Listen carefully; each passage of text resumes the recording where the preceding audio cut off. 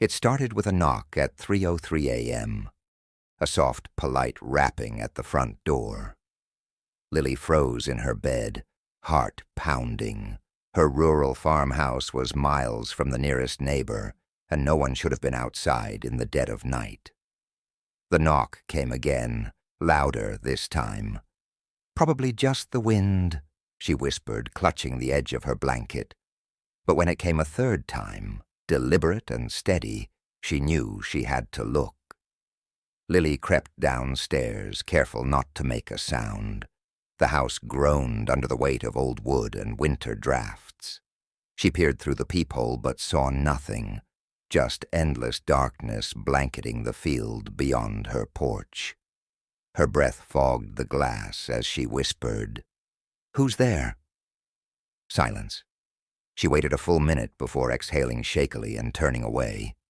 But just as she was about to retreat upstairs, there was a fourth knock, sharp and forceful. Her stomach twisted into a knot. Grabbing the heavy iron poker from beside the fireplace, she flung the door open. No one was there. A bitter wind swept in, carrying the scent of frost and decay. Lily squinted into the night, seeing nothing but the skeletal trees in the distance. She was about to close the door when she noticed something on the porch. 4 muddy footprints, leading right up to the door but stopping abruptly, as if the knocker had simply vanished into thin air. Her skin prickled with unease as she locked the door tightly and double-checked the windows. She told herself it was a prank, maybe some lost traveler. Still, sleep wouldn't come easily. By 4 a.m. she was back in bed, the poker still clutched in her hand. The house was silent, too silent. Even the creaks and groans of the old wood had gone still. Then came another knock, but it wasn't from the front door. It was coming from inside the house. Her breath hitched as she realized it was coming from the attic above her bedroom. The poker trembled in her hand as she stood and tiptoed to the attic door.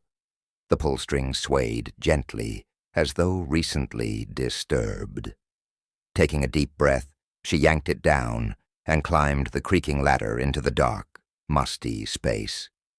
The air was thick with dust, and moonlight filtered through a cracked window.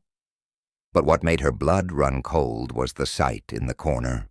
Muddy footprints, circling in chaotic patterns across the wooden floorboards. A whisper broke the silence. "I knocked. You let me in." Lily spun around,